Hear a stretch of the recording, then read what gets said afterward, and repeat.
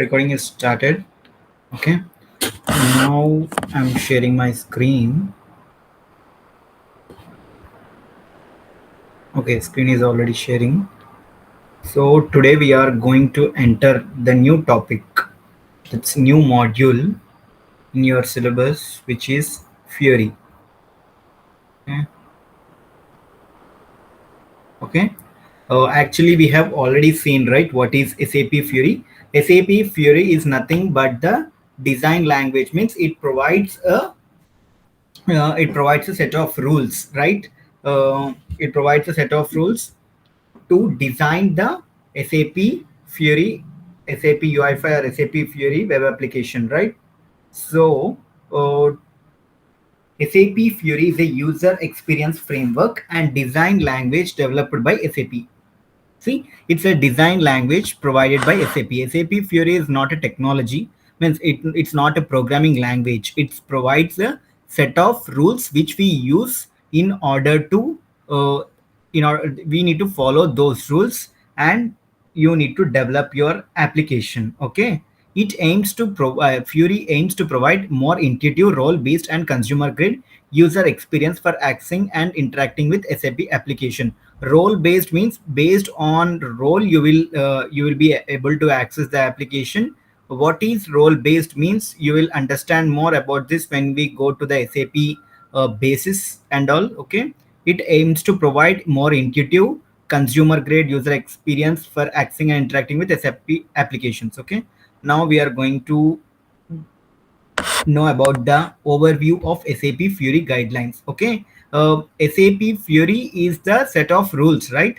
Means we are calling it as SAP Fiori guidelines. Okay, these are there are some guidelines provided by SAP Fiori when you are designing the user interface or user experience. Then you need to follow these design principles. Okay, SAP Fiori is based on the five core principles. First one, see here is an overview of Fiori design guidelines. Okay, first one is the design principles.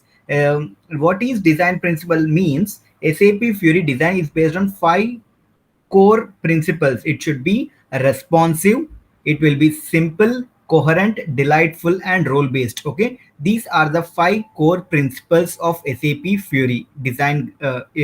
These are the five principles. Okay, that is based means all these design principles is based on these five core concepts. Okay, and the next one is user centered design. SAP Fiori puts user at the center of the design process, focusing on understanding user needs, goals. Okay, meaningful and means whenever you are creating an application, it should be user centric. Means it should be easy to use. It should not be complicated such that it is not user is not able to understand how to use it. Okay, so you should think from the user perspective and you should try to develop your application. Okay, Fury elements, again this is a Fury elements is an again a different concept. Means like now like in SAP UI5 what we are doing, we are using a freestyle application every time, right? But Fury elements is a framework, it has some configured templates. Means every time you are not going to create the whole application from scratch. Fury elements has reduced our work. What it gives is it provides us a predefined templates like a overview page, list report page, object page. Like there are many templates which is provided by SAP and we are calling them as Fury elements. Okay, it simplifies the development process because we don't need to write the entire code. Like we don't need to create multiple views for navigating. All this will be taken by the template. Okay, so Fury elements is a framework that provides predefined and pre-configured templates. Okay,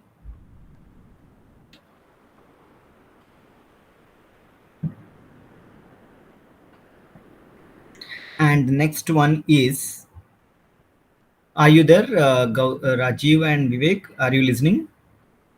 Yeah. Yeah. Okay, okay. And the next one you have is UI patterns and controls. What is UI patterns and controls? The design guidelines offer a Okay, means UI patterns and control means we already know that you have many UI controls. Like what are those UI controls you have? Whatever we have seen till now, all those are UI patterns and UI controls.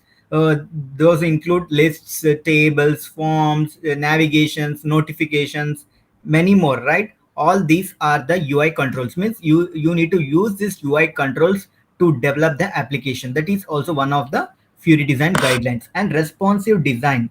Responsive design means it should be adopt means if you are using the application in mobile, it should be adaptable to that mobile screen.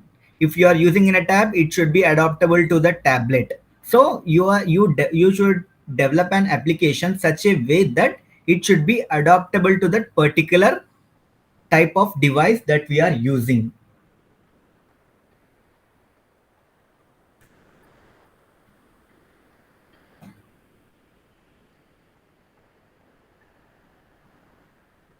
One minute.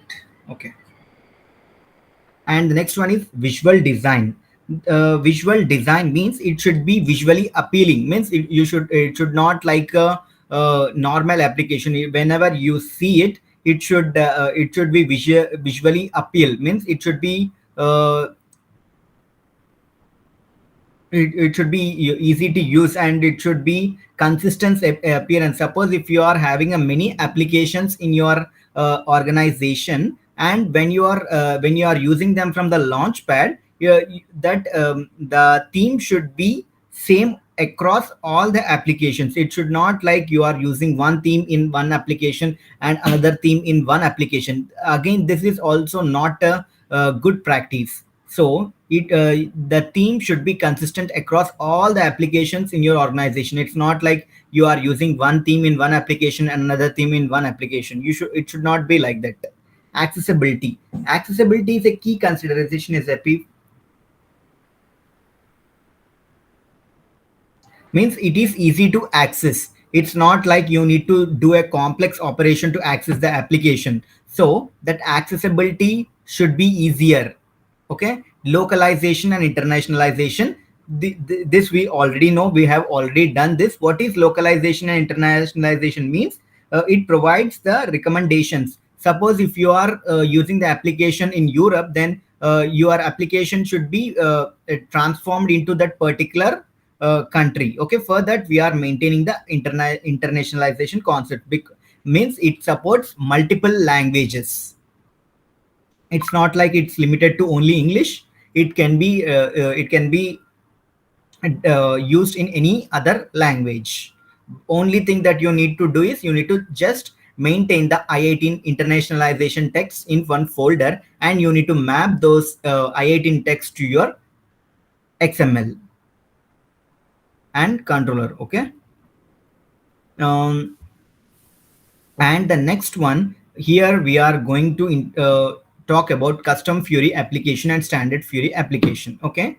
Can anyone tell me whatever the applications that we have developed till now comes under custom Fiori application or a standard Fiori application? Custom Fiori. Okay, why?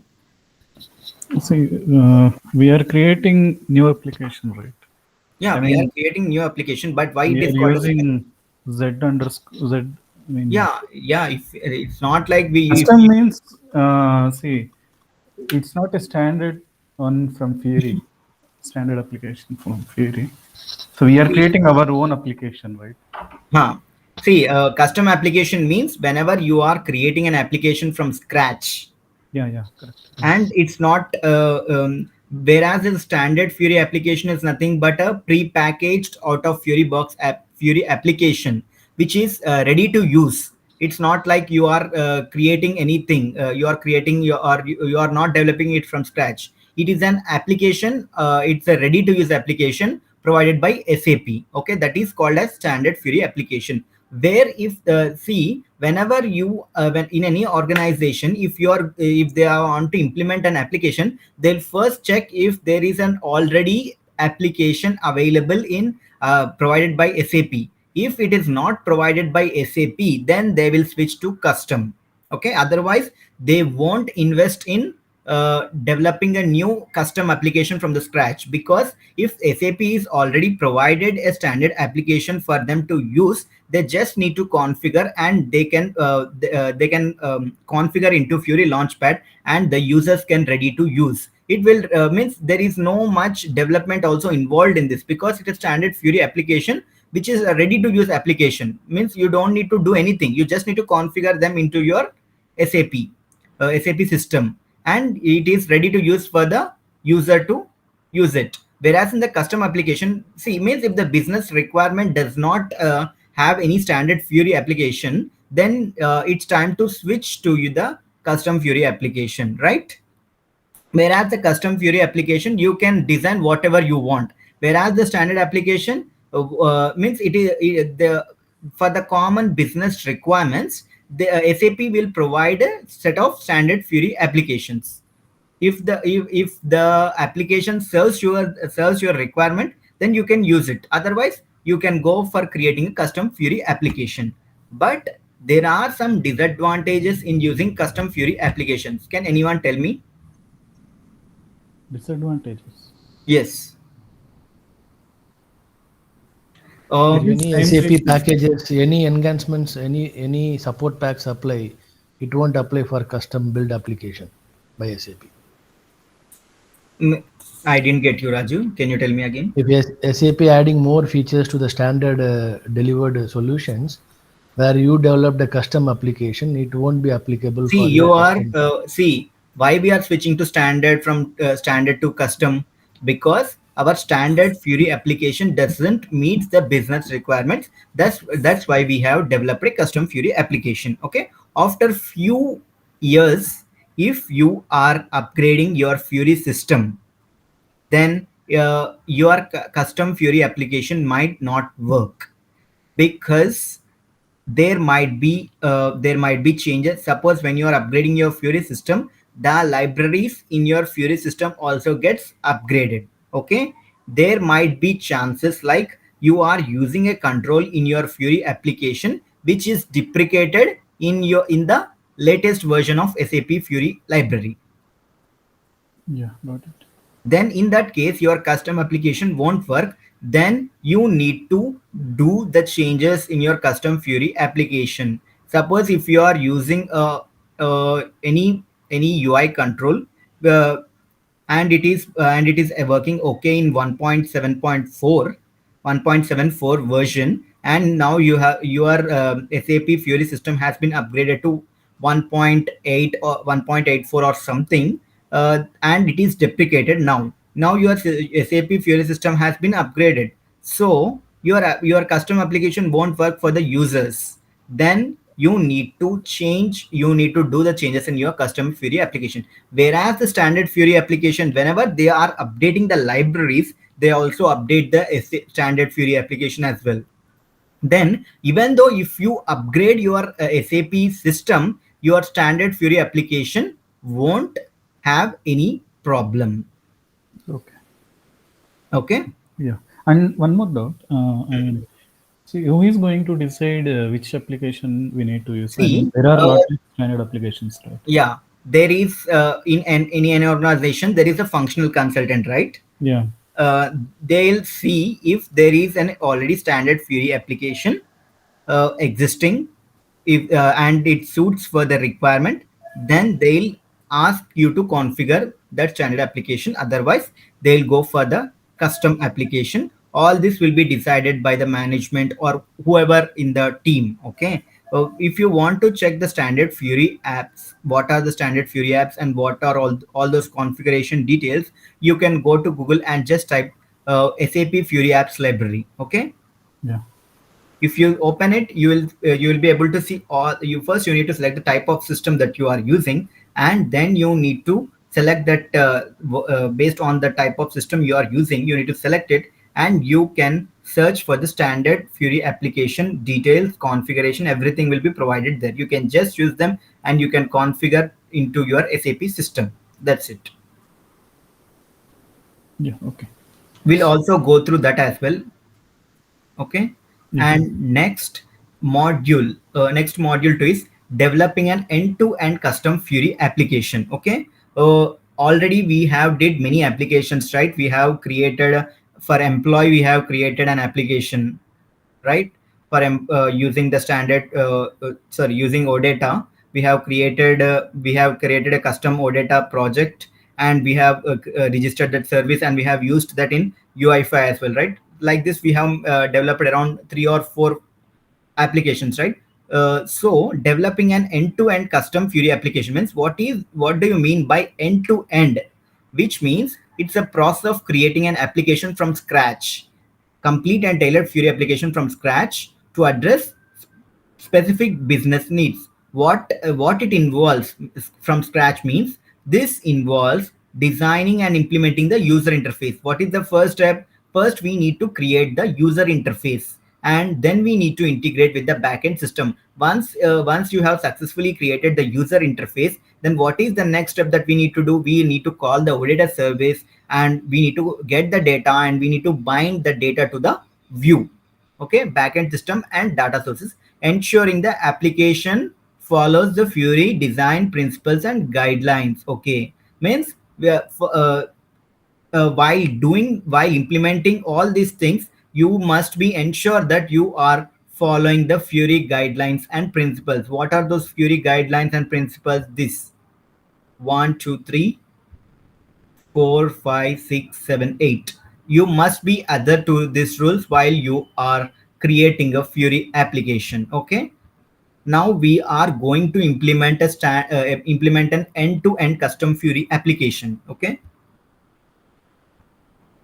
See, introduction to Fury templates. I have already told, right? In Fury See, elements, here I have told that there are many predefined templates provided by SAP. You can simply use them, and you can you can reduce the development time. Okay. So there are, Harish, yeah, tell me. Harish, the previous slide, end-to-end you mentioned, right? Yes. So for a simple kind of use case, Hmm. a simple kind of use case, okay. So usually, how much time take to develop an end-to-end custom Fiori application It in depends your on, it depends on your a simple requirement? yeah, simple. See, you can develop in a day also, you can develop in a 1 hour. It depends on totally how much exposure you have on UI5. So you know, right? We created a dependent table, employee table, and Yes, yes. then so to and front end one screen. Hmm. So to do that, hardly how many what is the efforts will take? Just 1 day, 2 days, something like that. See, Rajiv, it totally depends on your choice. Means, if you are able to, means if you can, if you are sparing only on that application, you can complete Mhm. in a day. Means, if it might stretch to 2 days also. It's totally depends on the type of requirement. You can't say that any application is simple. Okay, okay, See, now if you are going to create a very simple application, means if you are expert in SAP UI5 as well as OData, then you can complete within 1 hour also. okay, okay, okay. Got it, It's not Harish. like see, even in ABAP also, if you have writing a function module or anything, it totally depends on how much you know, how much you have exposure on SAP or ABAP, right? Yep. Same thing applies to here. It's not like it will take this much time, you can't tell. It totally depends on the type of exposure of the developer. Okay, experience the developer. Okay, okay, Yes. okay. Okay. Got you, Harish. Yes. Yeah. So the I have already told, right, there are many Fury templates which are provided by SAP. Okay.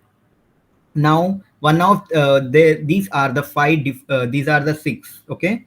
First one is master detail page, analytical page, work list page, object page, list report page, overview page. Okay, all these six are there, right? And all these 5 pages, except the master detail page, you need to all these 5 you can't develop using SAP UI5. It's another concept called Fury elements, where you need to use CDS views, annotations, and all.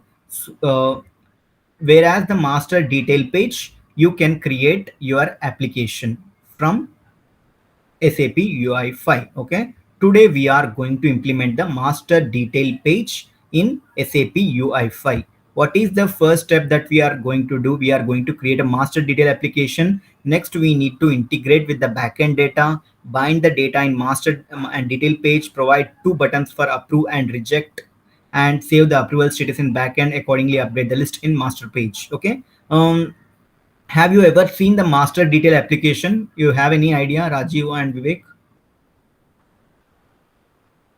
No, I no. want you to, can you possible to repeat 112 slide one more time, Harish, possible? What's there in it to repeat, Rajiv? No, you said something, I missed out the conversation. See, today we are going to implement the master detail page. These are the steps that we are going to follow. Okay.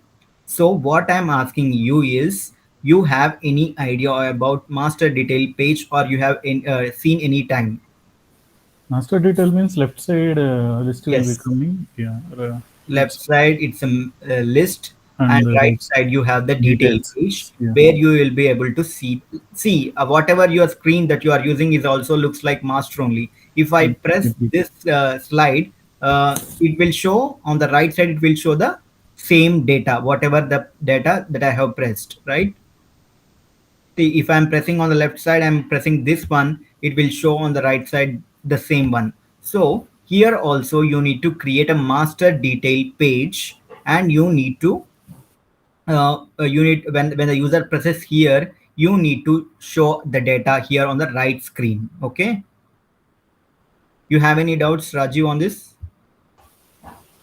Slide triple one, you said some explanation. I got a call actually, I missed out. See, all these five are related to Fiori elements. You can't create them using SAP UI5. Okay, these for this you need CDS views, annotations, and all. Okay, only Okay, master detail page you can create using SAP UI5. Okay, so okay, today we are going to implement master detail page application. Okay, so okay, okay. for that master detail application, these are the steps that we are going to follow. Look at the first step. This is the create master detail application. Okay, so what I'm Okay. doing is I'm going to log into my BTP account, and I'll just open the business application studio first.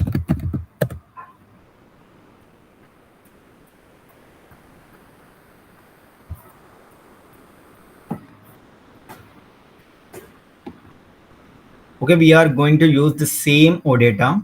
We are not creating any separate OData. We are going to use the same OData, and we are going to implement the master detail application.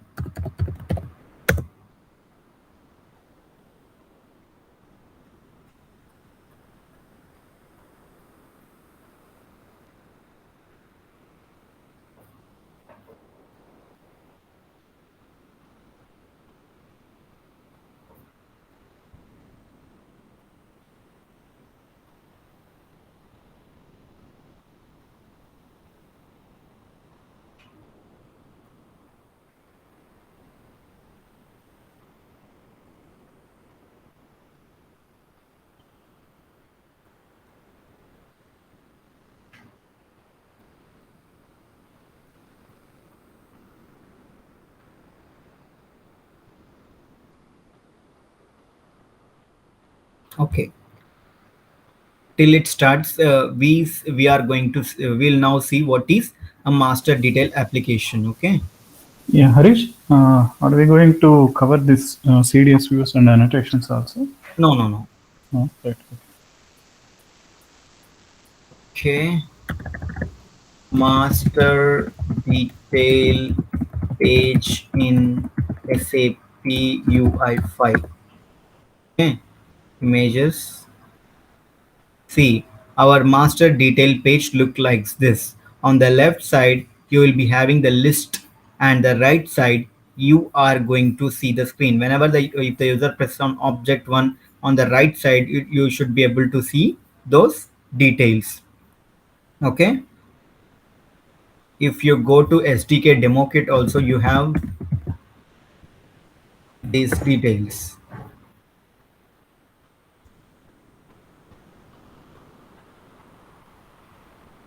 In samples, split app. Okay, split app is also looks like a master detail page, and split container is also the same. See, in the left you have the master, and the right one on the right hand side you have the detail. 1 minute.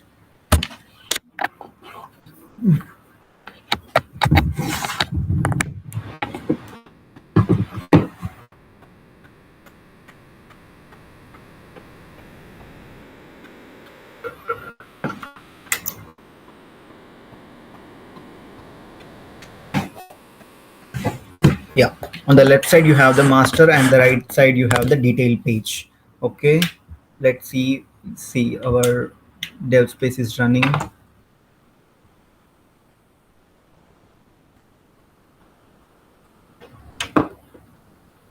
Okay, first I'll create a template from project, and here you have the multi-target application adaptation project. So I'm selecting SAP Fiori application,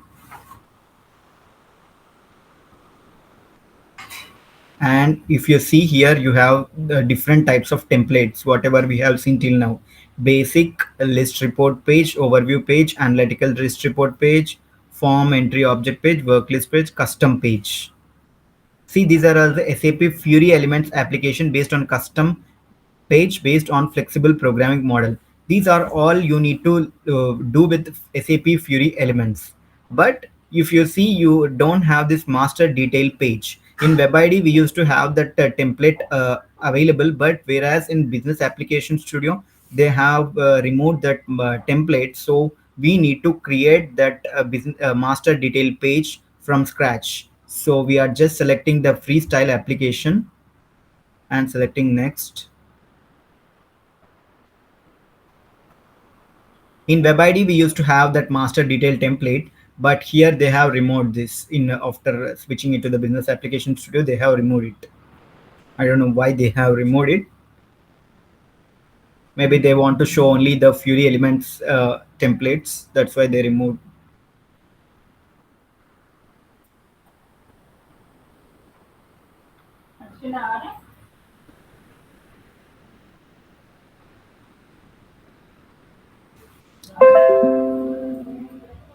And we are going to use the same service that demo OData.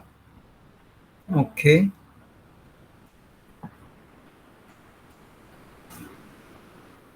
Next.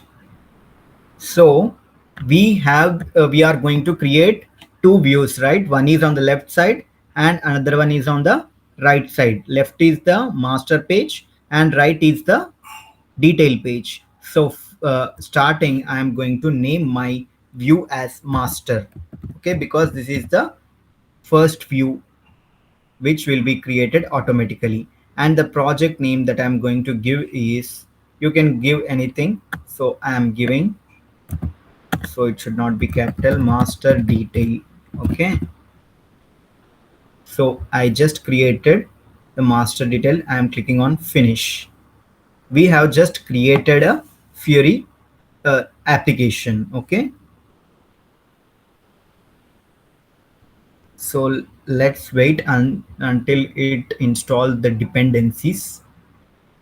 Okay, now our application is ready to develop. Okay, the type of application that we are using is freestyle application. Now we need to convert this freestyle application to our master detail application. Okay, see, if you go open the web id, you have only app view is the root view, and the inside after that you have the master view. Okay, but you should be able to have another view, right, which is the detail view.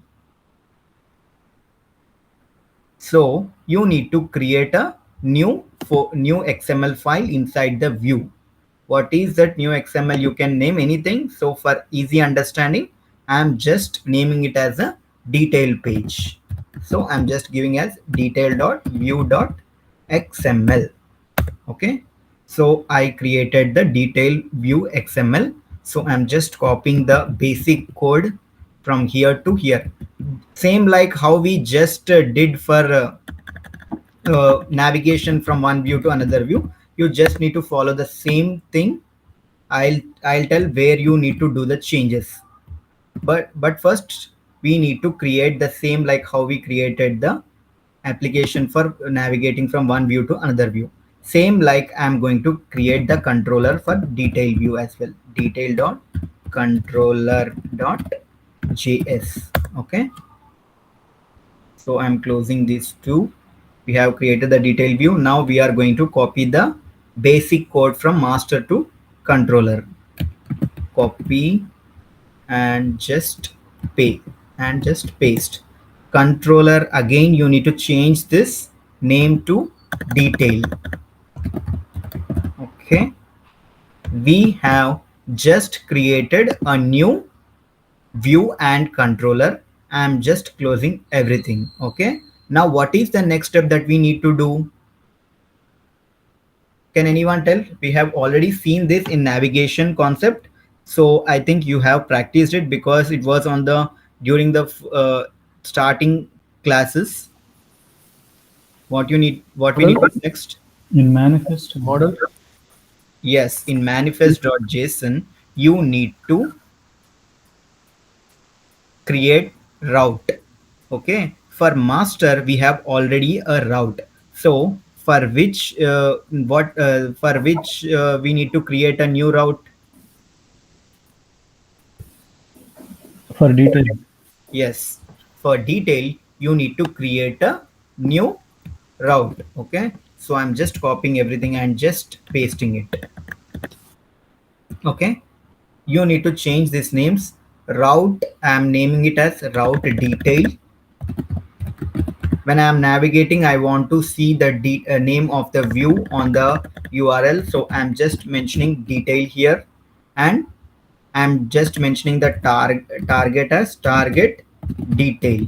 And along with the route, what you need to create? Can you tell me, Vivek, what we need to create? Along with the route, I have just created. Target. Yes, Target of to unit. create the target as well, because you have declared the target here, but if you are not declaring it, then your application won't work. So you just need to declare the target as well. So I'm just copying everything and I'm pasting it over here, and you just need to change the names. Target detail. Okay, type of view is XML, transition is slide, clear control aggregation. I'm just removing it. It might create problem, so just I'm removing them. Okay, view ID is detail, right? And view name is also detail. Okay, now we have declared everything. So here also I'm just removing the, sorry, not control ID, clear control aggregation. I'm just removing. Okay, okay, now we have created the routes and targets for the detail page. For target master, it's already created because it's the initial view. So now what we'll do, we'll try to navigate from one view to another view. Okay, so I'm just naming here as a master page for easy understanding. I'm making title as master page, and in the detail page I'm just going to mention the title as detail page.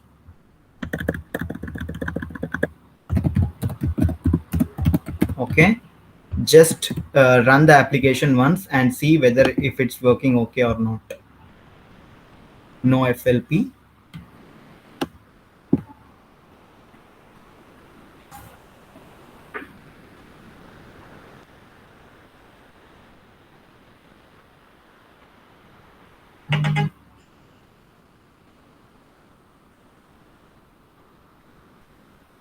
Okay, our master page is loading successfully, but you also need to navigate to that detail page as well, right?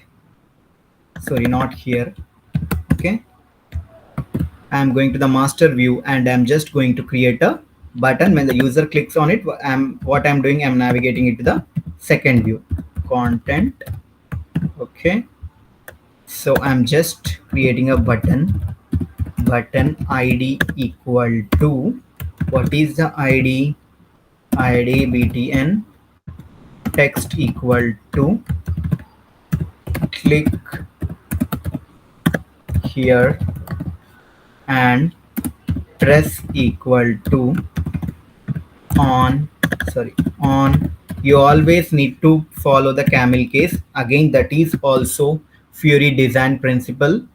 Okay, in the master controller, I'm going to write function for that event. Okay, so what's the name that we have given here? Press is on press.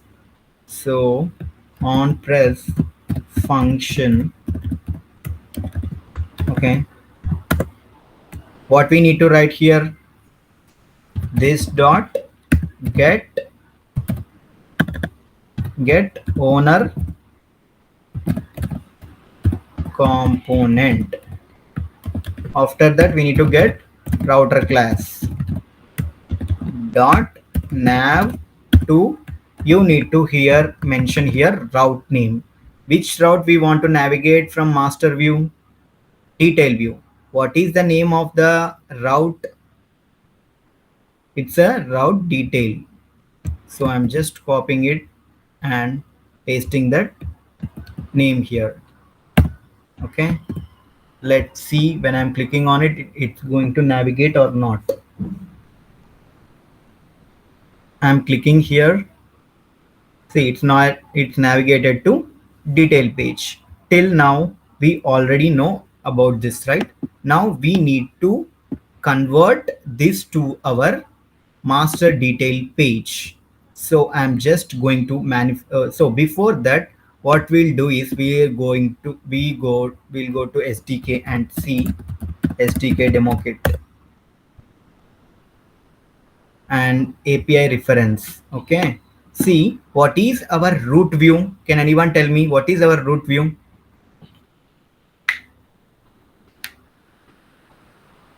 Rajiv and Vivek. It's master view.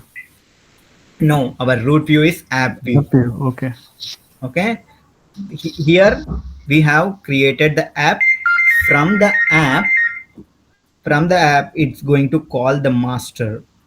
Okay. Okay, so the root view is app view. Inside the app view, you are going to call the master view.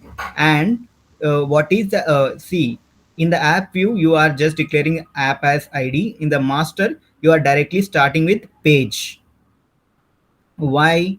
App and page has the parent child relationship, means app has the aggregation of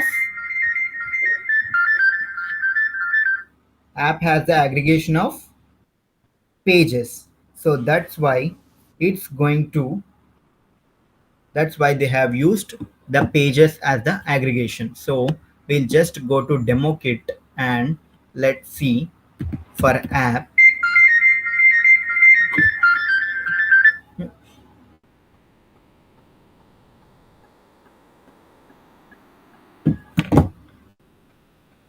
Okay, this is the app, and if you go to the aggregations, you have you will be having pages as the aggregation.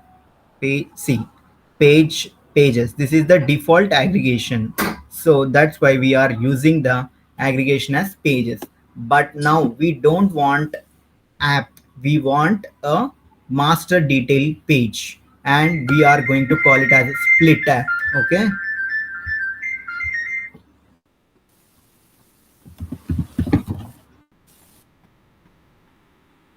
split app. If you see the split app, it doesn't have the aggregation of pages. It has the two aggregations, detail page and master pages. So what we need to do is we just need to change from app to split app. Okay, in the root view we are just mentioning that it's an app, so here I am changing it to split app, and here also split app. Okay, now we have converted our app to split app. Now what is the next thing that we need to do? We also need to tell in manifest.json which is master and which is detail. Okay, there are two pages, it won't know which is master and which is uh, detail, right? So you just need to mention those details in manifest.json. Okay, you have one property called control aggregation. Okay, you have one property called control aggregation for the split app. If you go here, there will be one property for split app. In properties you have one property, there is only one property, maybe short brought this.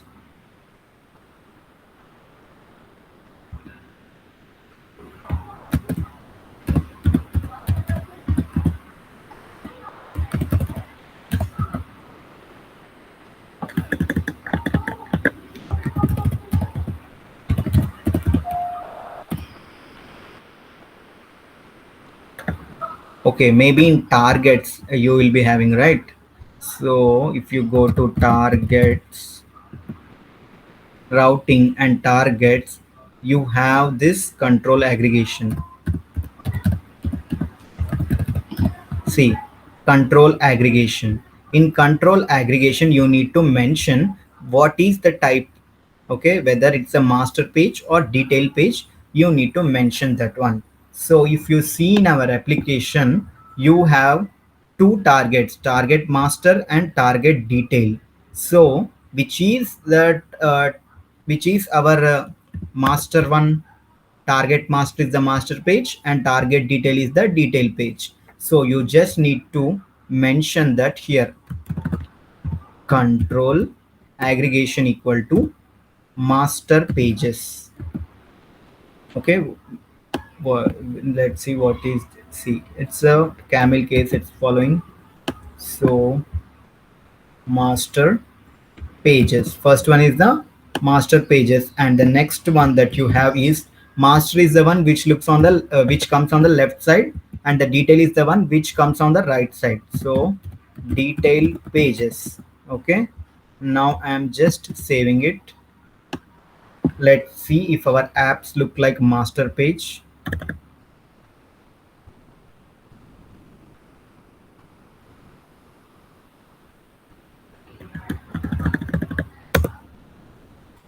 See, I have loaded the application, but only the master page has loaded.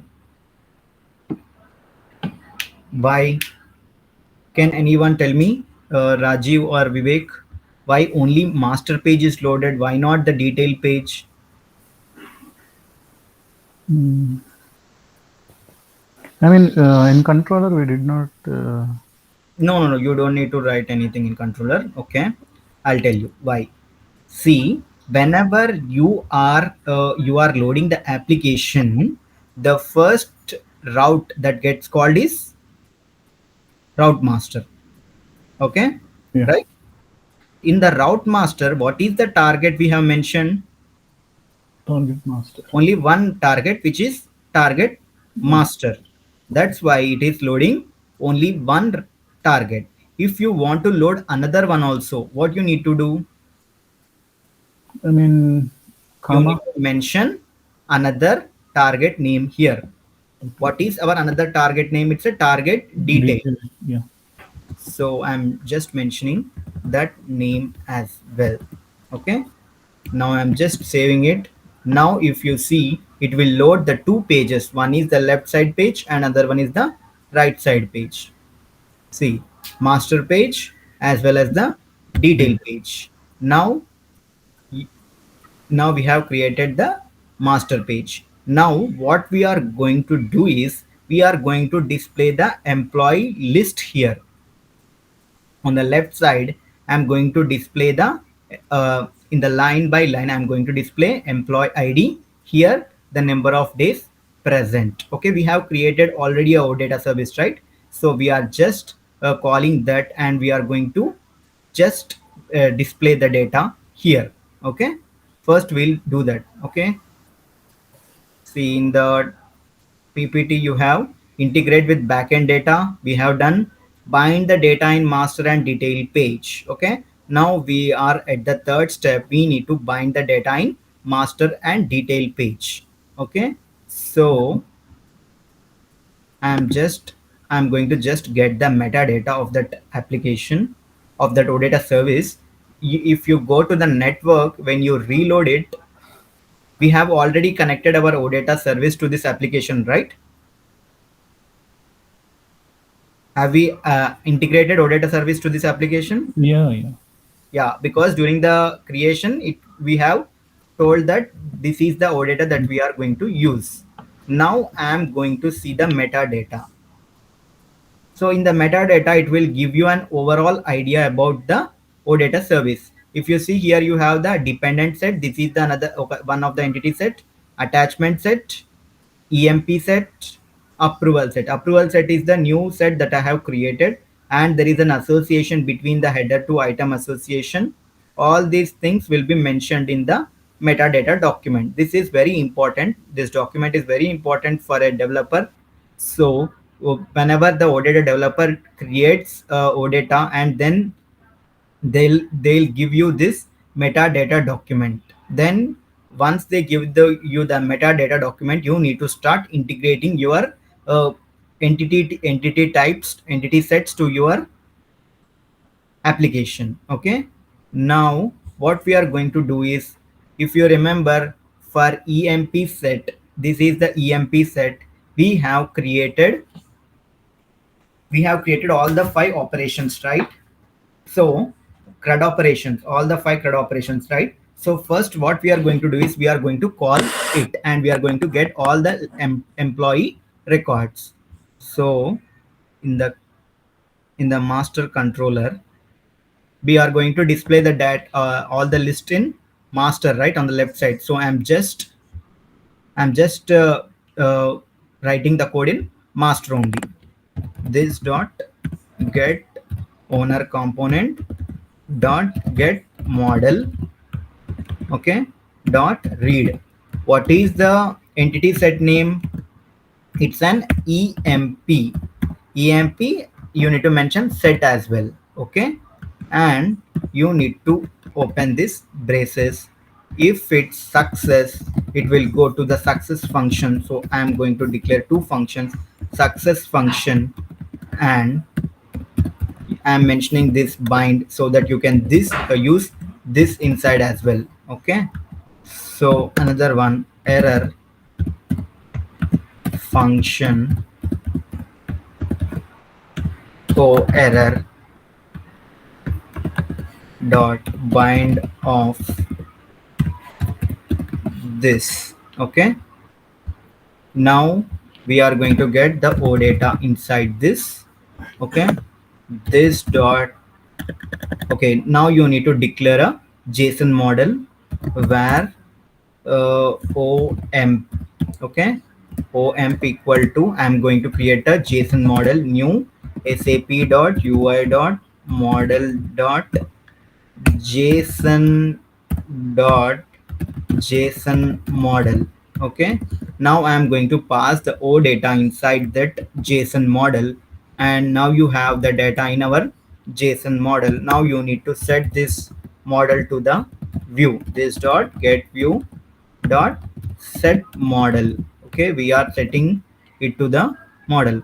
We are able to use this only inside this success function, because we have written here dot bind of this. Okay, so OMP, I'm just giving it an aliasing name for it, which is E. We are going to follow the camel case employee set. Okay, now we have binded our data. And what is the next step that we are going to do? What we also need to handle the error as well. What if it gives an error? You are going to display an error. Okay, if the data is not found, SAP by M by message box. Okay, and you once you have declared here, you also need to pass that message box here as well. Then you can, instead of writing sap.m.message box, you can just write message box dot error, and here you can mention no data found. Sorry, not no data found. An error occurred occurred while reaching the server. Okay, Harish, the keyboard sound is coming while you are typing. keyboard sound comes, right? What I can do? I mean, mic is No, close. I'm not using any mic, Okay, okay. uh, earphones. I'm just telling Yeah, without understood. using anything. Okay. So if you put the breakpoint, let's see if we are going to get the data or not.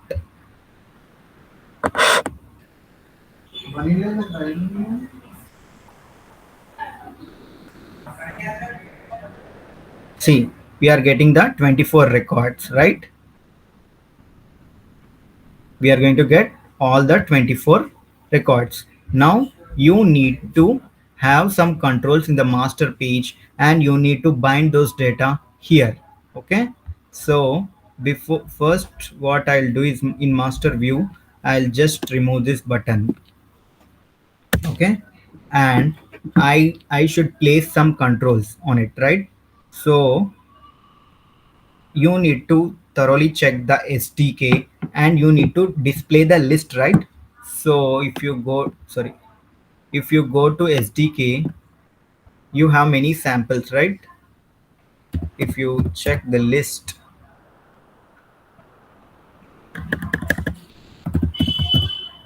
you can use any of the list. So action list item, okay, it's not responsive list.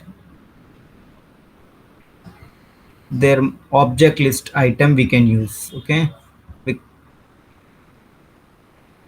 see, this is the object list item, and you can press this also. When, if you see, pressed notepad 15. Okay, that list should be pressable, so that's why I'm using object list item. So you just go inside, and you can copy this, and you can paste it over there. Okay, so what we are going to do is, we are going to implement the list here. First, list. Okay, and every for object list item, see, before declaring the object list item, it has the aggregation of list. So first you need to mention the list, then you need to have the object list item. ID is id id list, and next you have the items. Items equal to, what is the items means, you need to mention here your named model name. What is our named model name? What we have given, we have given emp set. So emp set, I'm just giving it as a name here. Okay, you need to close this list as well. Okay, like this. Okay, and next we are going to use the object list item, so I'm just having, okay, if you want to see, if you go to the SDK API reference, if you press here list, where is the list?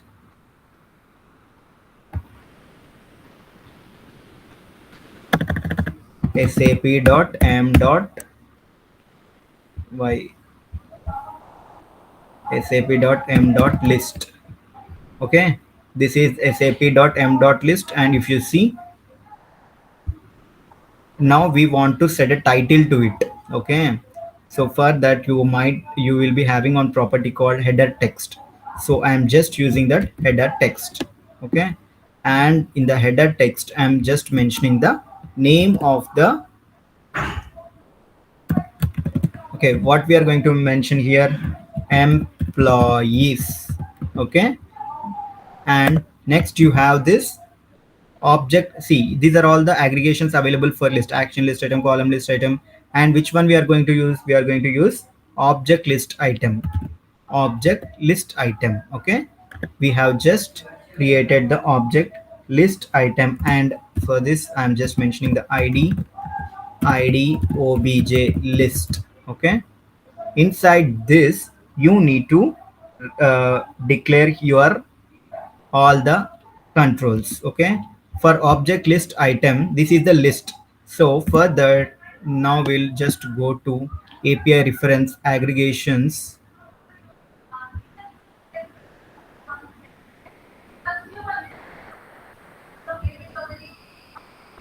object object list.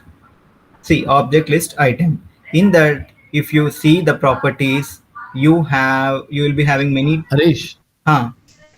I'm getting some crosstalk actually. I don't know. It is on your side or where? I don't know. Someone is speaking continuously. Vivek, are you able to hear the same? It is TV, I think. Harish. Lights on, not. Okay.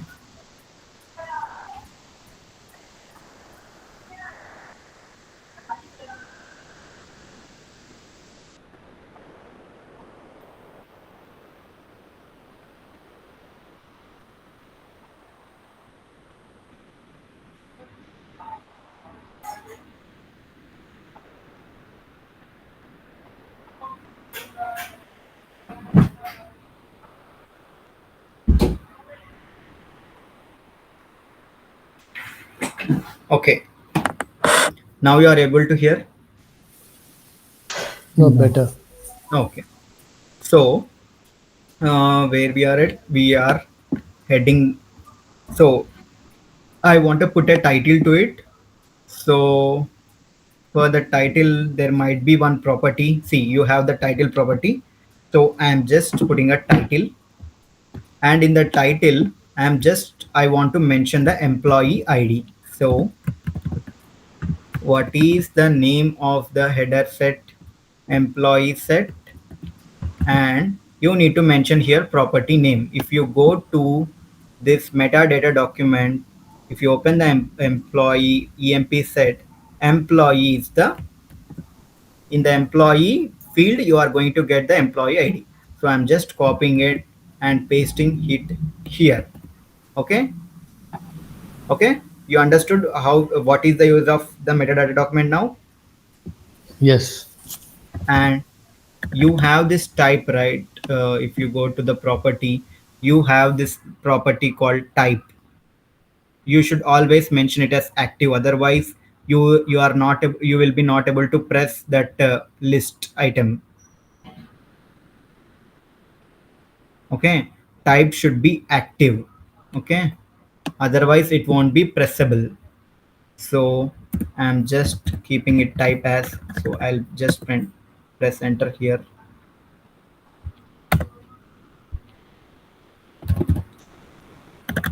Type as active. Okay, and next you should be able to press that, right? You have this press event on it. Okay, I'm just giving on what should happen when you press it.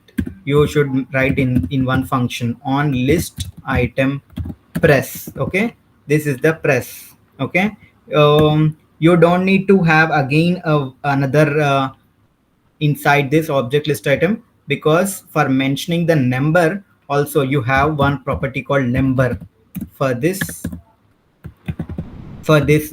object list item. So I'm just, I can mention the name here, employee. In which property we are going to get the number of days? You just need to go to here. Number So in which field? In this field we are going number to of get days. the number of days present of the employee.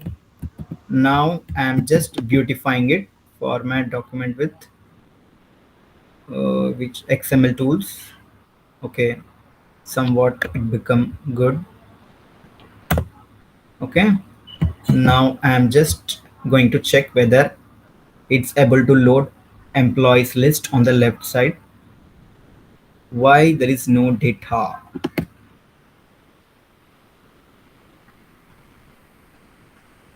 What wrong we have done?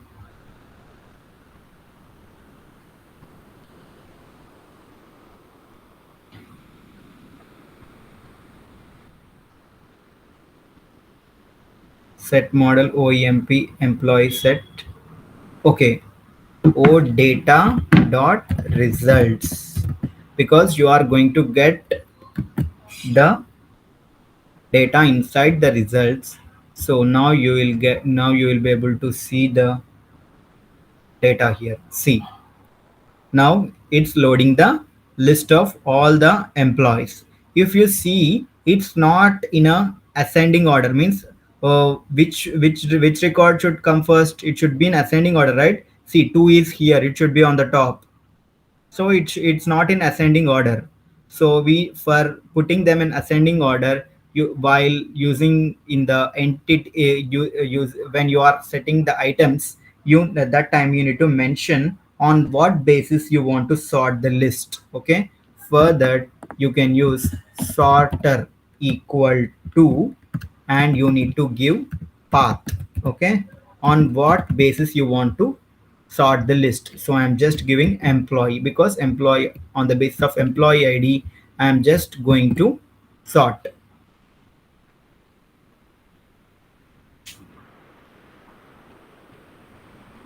See, it has sorted. Now the number 2 is coming at the top, 7, 11, 12, 13, 14, 15, 16, 17, followed by everything. Okay, now see, if you see, there are many leading zeros right before the number, which the user might not feel comfortable to show. See, because you, if you have the rule number as 1, you will you say your number as 0 1, or just 1? You will say only one, right? So it should, it's not important for the user to see all these zeros. So because his employee ID is only 2, not 6 zeros followed by 2. So we just need to remove those leading zeros. Okay, Yeah. okay. For that, what we need to do, we need to format the data of coming from the backend, right? So we have already seen how to do that. Which type of binding we are going to use in order to format the data coming from the backend?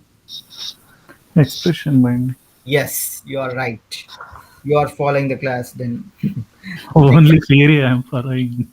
Okay. Using the expression binding, you need to uh, convert your, you need to remove the zeros. Okay, if in the earlier class of JavaScript, suppose if you see in the console, whenever you have, if you have this variable as a equal to, and you have this many zeros followed by 2, and if you are converting into integer, parse int of 2, parse int of variable a, then what it going to do?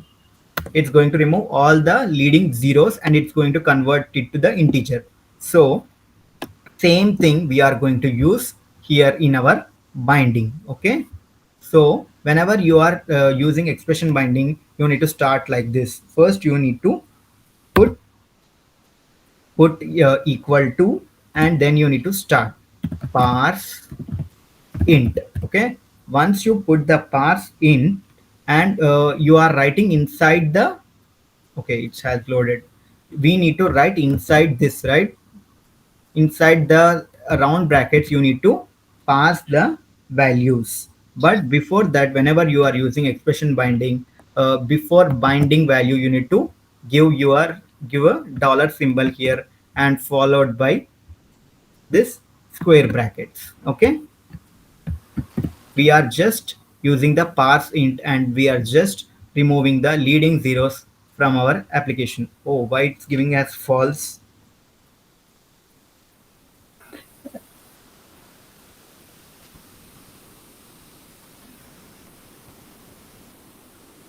See, it has loaded correctly now.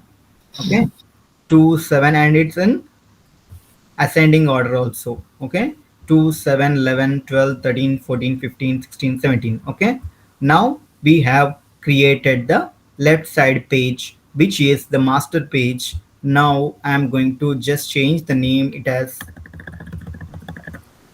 employee header data. Okay, employee header data, title alignment equal to center. Okay, I want to see the title in center, so I'm just align the title to center. Employee header data. Here I'm able to see the list of employees. Now when the user clicks here, what we want to do, we want to show the complete details of that employee. What are those complete details? His name as well as his dependent details here on a table. Okay, so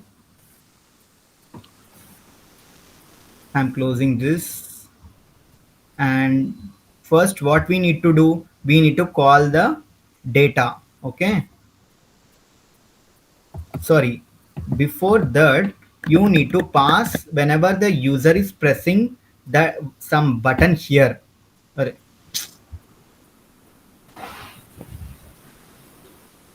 Whenever the user is pressing this button, you need to send this employee data to the detail page, and the detail page should get the data from the backend based on this employee ID. So we need to implement the first that one on list item press. We have given on list item press, right? So on list item press in the master controller, first on list item press on, what should happen on list press item, you need to navigate to the detail page. Along with the along with the navigation, you need to send that employee ID what the user has selected. Okay, I'm just passing the event here. Okay, from that event we'll get the employee ID, where empid equal to o event dot get source dot get binding context. Means using like this you will get the binding context of that get binding context, and in the in this you need to pass your named model dot get data. Okay, like this you are going to get the you are going to uh, get object. Okay, not data, get object dot in which field you have the employee ID, employee. So I am just passing the employee, and here also you need to pass your employee ID while navigating, but before that you need to mention the same in manifest.json, that you will be sending one value to the front end, to the next page while you are sending, right? So what value we are going to pass, we are going to pass employee ID. Okay, so like this you need to pass employee ID, right? If you remember, we have passed like this in the starting of the class when we are navigating from one view to another view, right? So in the employee field I am going to just pass the employee value.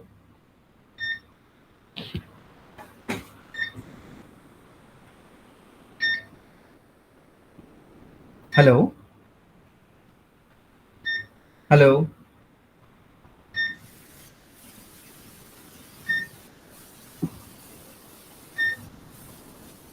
hello.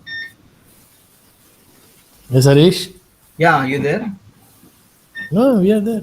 Okay, okay. Oh, I thought you were on the phone. Some beep I sound was thought, coming. me too. You are on the phone. You were saying hello, hello, hello, right? I thought it was on your phone. You got a call. Actually, there is power gone here, so I just. Okay, okay. Okay. So in which field we are going to send? We are going to send the value in employee field, and you have the so you need to just mention like this, and in where you have this employee ID in emp ID field. Okay. Now we have successfully passed our employee ID to the detail page. Now in detail page, uh, you need to grasp this email, sorry, employee ID. Okay. Now I'm closing everything and I'm just going to the detail controller. So first what I'll do is I'll get, okay. Hello. Yeah. Harish? Yeah, you, okay, you're there. Okay. Fine. This dot get owner component, first we need to get that value, whatever the value that is user is passing, get router. Okay. If the pattern is matched, then we are going to do it, right?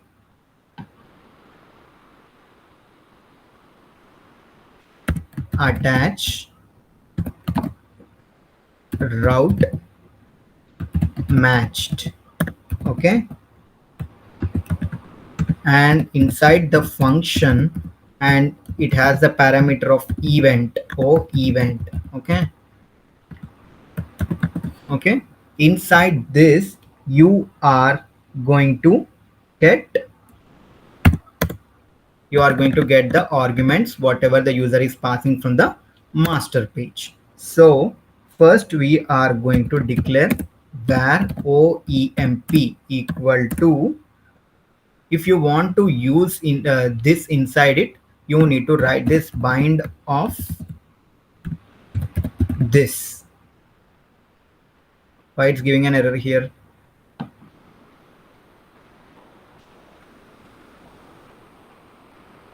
After where equal to, you didn't mention anything. Okay, that's why. Okay.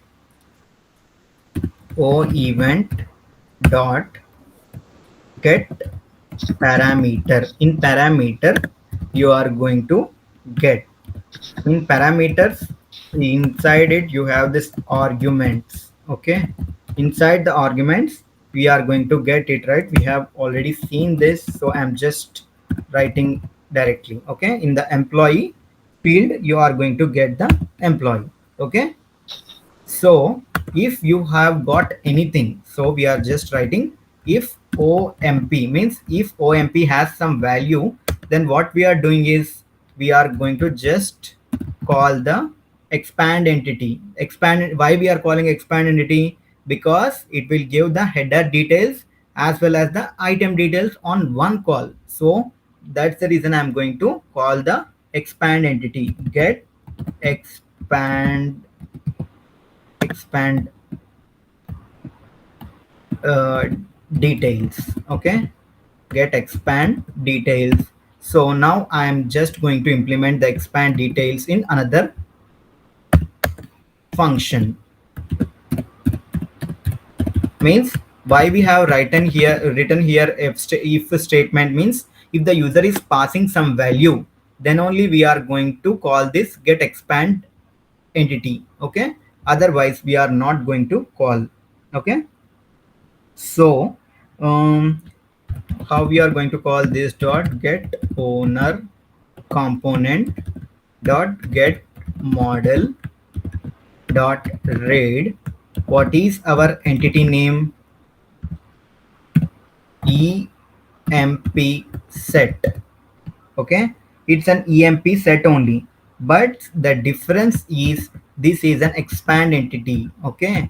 But you need to pass this o employee here and you will receive in this function the same employee ID. Okay. Now inside this you need to pass your employee ID, right? Employee ID. Okay. You are passing the employee ID here, and you need to open this two square brackets and you need to write success function as well as the error function. Success function dot bind of this error function, sorry,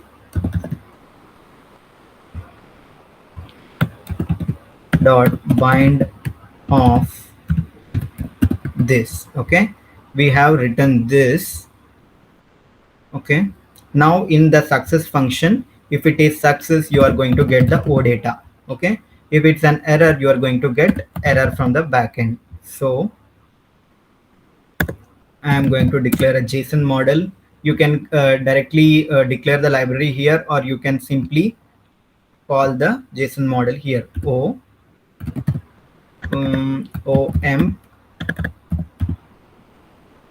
OMP details. Okay, I'm going to create the JSON model like this. New sap.ui.model.json.json model. Okay, inside this I'm going to pass the O data. Okay, I'm not passing here the results, I'm just passing the O data because we are going to get the header as well as the item details. This dot get, sorry, this dot get view dot set model. What is the name of our model? This one, omp det. So omp detail, and here I'm just passing omp det. I'm going to give the same name as the aliasing name.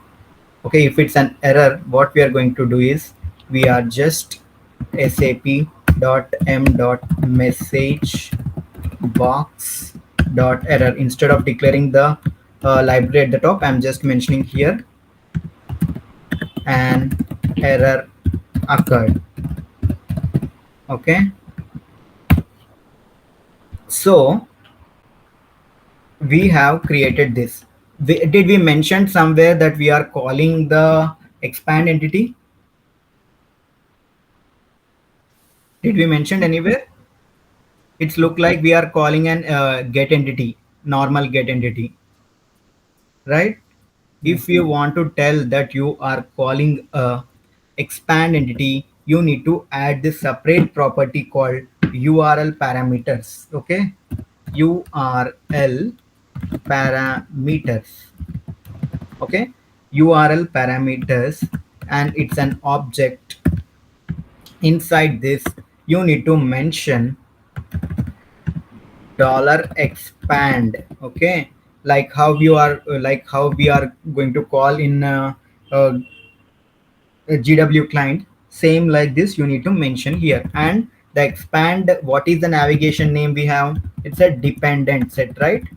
Dependent set, which means now you can say that you are calling an expand entity because you are going to get the header as well as the line item details. So we'll just refresh, and in the debug let's see if we are going to get the header and line item details also. Okay, so I'm putting the breakpoint here, I'm just removing, and in the detail page also I'm going to put the put here.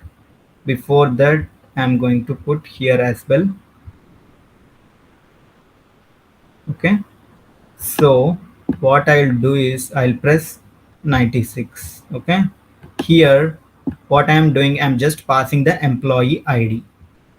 What is the employee ID? 96. I'm just passing it to the next view.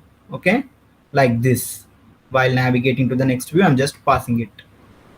So on the next view, it attached route match is matched, and then if you go to the next view, in okay, we got this employee ID from the master page. And one, if we got it, then what we are doing, we are going to call the expand entity from the backend. Okay, then this expand detail function will get called. Okay, from the onIt function we are just sending the employee id to the this function, and here we are calling the expand entity, and I'm just going to the next step. See, it is success and we got the o data. If you see in the o data,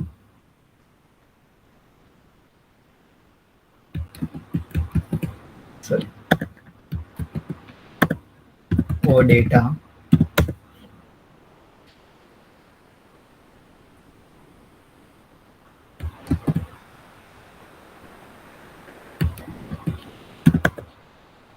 see, in the o data, it's again it's a nested structure. Why it's not opening? It's a nested structure. In the header, you have the employee, employee name, and number of days present. And in the dependent set, you have the results, and you have the two rows. One is M and another one is F. Okay.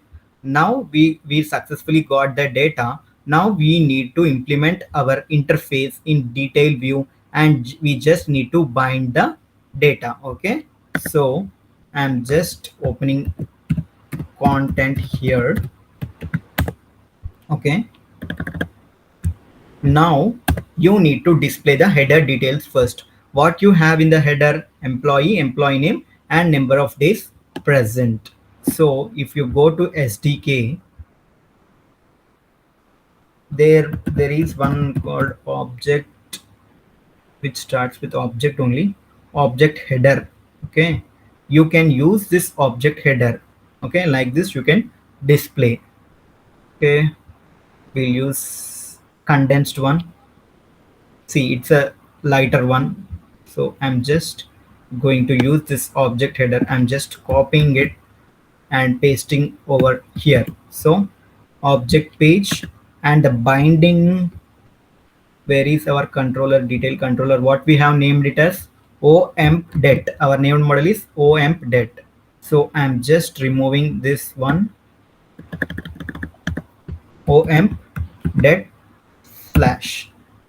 Okay, and title equal to number. So I'm just removing this one. We'll bind our own number unit, we don't need.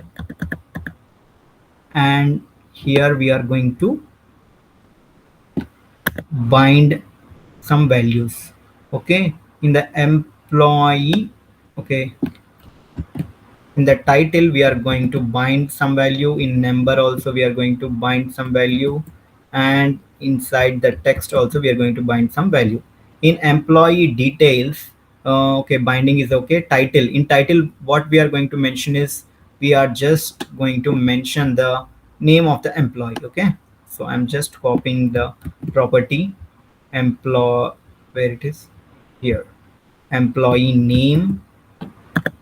And in the number we have this number of days present, so I'm just binding that value, number of days present. Okay, and in the text here I'm just going to mention the employee id, employee id. Okay, now before this we are going to mention that, we'll mention that it's a name, and here we are going to mention it as number of days present. Okay, and here we are going to mention the employee id. Okay, now we'll just check in our application.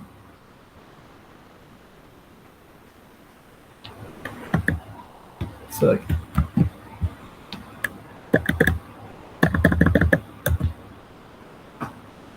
see, 95, it's giving me the name, number of days present 23, and employee ID is this one.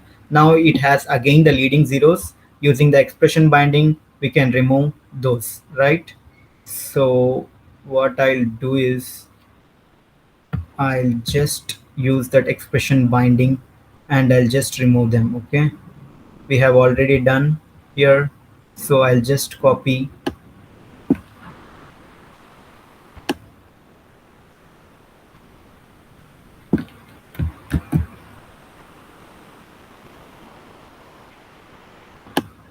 But the difference is we need to change the name of our properties. So I'm just changing the name model, and I think it's employee only in both the case. Is it the same or just, yeah, it's the same one because we are calling the employee only. See, now you are having, you don't have the 90 zeros. Okay, so next what we are going to do is we are going to display the dependent details as well. So for that I'm going to just get the responsive table. Okay, responsive table, responsive table. Here is the responsive table. So I'm just copying everything and I'll remove the unwanted. Okay, after the header object header, I'm just going to paste it. And we don't want header toolbar, so I'm just removing the header toolbar where it's ending here. And I don't want the info toolbar as well, so I'm just removed everything. And what is okay, let's go inside this again. We'll check our in success function.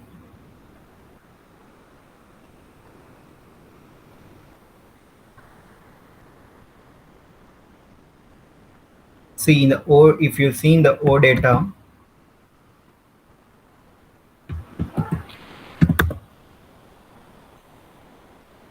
in the dependent set inside the results, you have this dependent details. So while binding also, you need to mention all the address. So path, what's the path? It's an OM detail, right?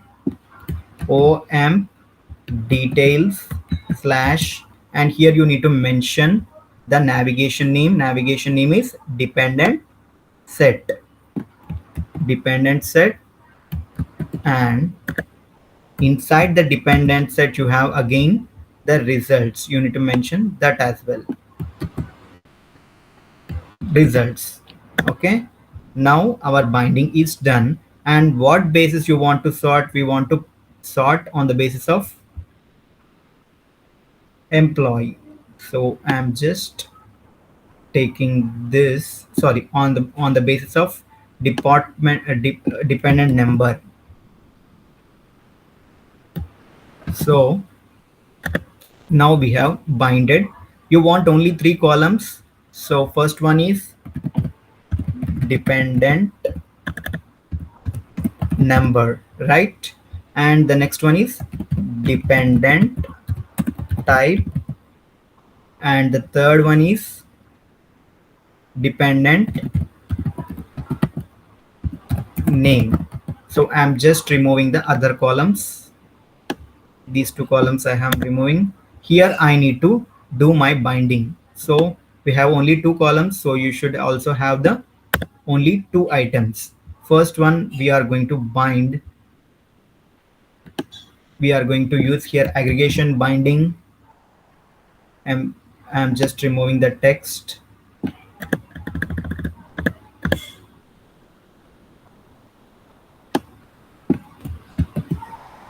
Here also I'm using.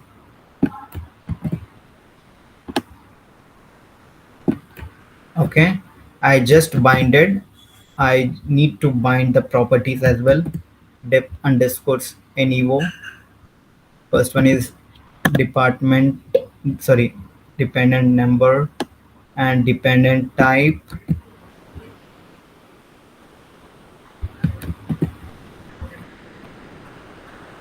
Dependent name.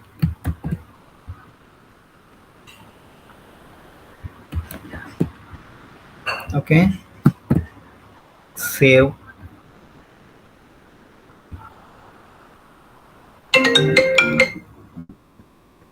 Okay, if you refresh, see, you are able to see the data, but for the employee 2 it looked like there is no data. So if you see for the 96, okay, for the 96 you have the two employees, two dependents, right? But why it's not showing? Maybe we have done something wrong.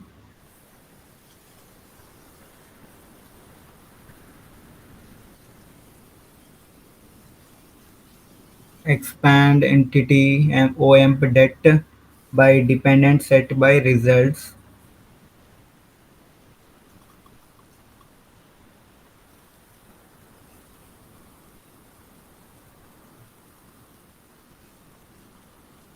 Okay, if you are using path, then you don't need to mention like this. Okay, here also, if you remember, when we used the path, we don't need to mention again here square brackets. Okay, now we are able to see the data.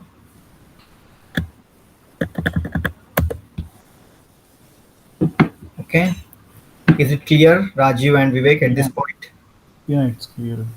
Okay, what about you, Rajiv? Yes, right. Yes, Harish. Depend, I'm going to change the head, dependent details of employee.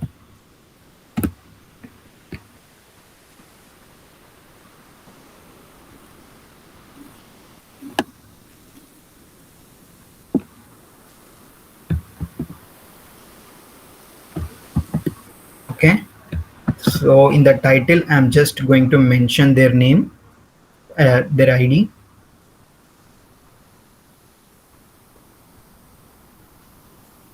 NIN. OMP date of employee,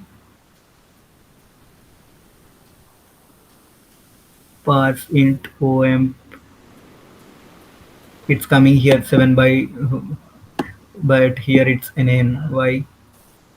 Maybe um, it's the same, right? So I'm just removing this one.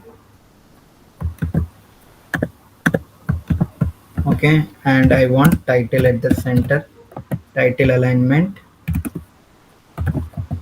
center. Okay, I'm just saving it.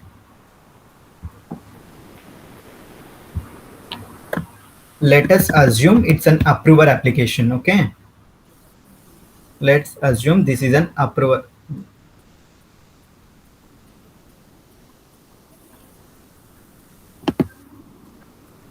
Why no data?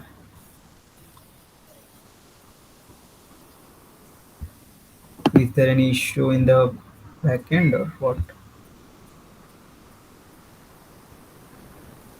Let's see if we are able to load the metadata.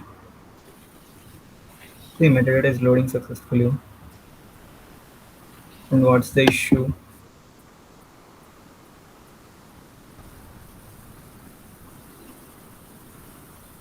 Yeah, now it's successful. Okay, if I am selecting the 90, let us assume that we are creating an approver application. See, these many employees has joined, newly joined employees, these are all. Okay, they has filled all these details and they have sent their details for approval to HR. Okay, let us assume they have created everything, they have filled the form, and now they have sent this to approval for HR. So this is the HR application. In the HR, when they open it, they are able to see all the requests pending from his side. So he'll open each and every employee record, and let's see if they have entered any incorrect data, then they'll reject, otherwise they'll approve it. So for that, we are going to place the two buttons here, okay, at the footer of the page. So for that, we have already created this overflow toolbar, right? Overflow toolbar. Okay, and he at the footer of the page we are going to just put the two buttons, approve and reject. So after the content I'm just copying everything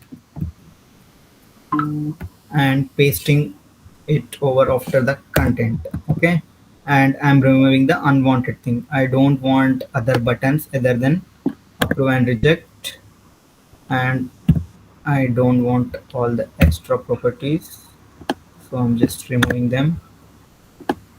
Okay, now you have the two buttons, accept and reject, approve and reject. Okay, approve, press on approve. Okay, press on reject. Okay, now if you load the application,